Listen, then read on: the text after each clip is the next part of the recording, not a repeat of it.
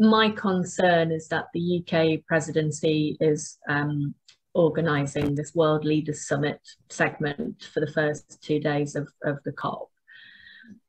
And if we don't have all of the leaders attending for that, for whatever reason, that immediately takes some of the impetus out of it, because then, you know, we're not all in it together because some leaders chose not to come.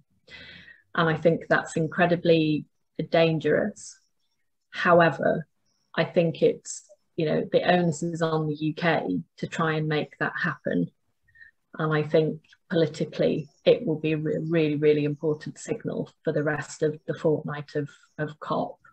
If we get something that is weak or disappointing or a little bit too much motherhood and apple pie from that World Leaders Summit segment, you know, whether it's a repetition of what we've heard at UNGA, if it's weaker language than we're expecting from the G20 meeting, you know, just the weekend before that takes place, that sets a very bad precedent for then closing out some of the things that Scott spoke about on the technical aspects of the negotiation, because then you don't have that clear consensus signal from all the leaders that they have heeded the IPCC Code Red, that they have heeded the climate emergency, that they have heeded the Climate Vulnerable Forum call for a climate emergency pact.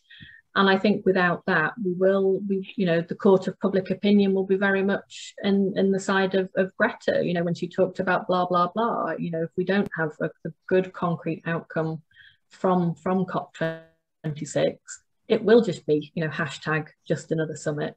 And it will be incredibly difficult to respond, you know, with a robust answer to the youth who are calling for, you know, a particular level of ambition, but not just target setting, in the doing and in the political will to do so.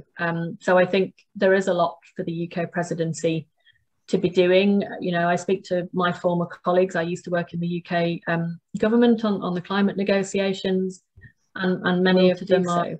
So I think there is a lot for the UK presidency to be doing. You know, I speak to my former colleagues. I used to work in the UK government on the climate negotiations, and many of them are, you know, they're putting in the hard yards. They have been putting in the hard yards, but it you know, I said it before and I'll say it again, it's an extraordinary COP in extraordinary times. But if we don't respond and respond robustly, you know, John Kerry's words will come to pass. You know, this is our sort of last best chance. You know, we are running out of time. Thank you.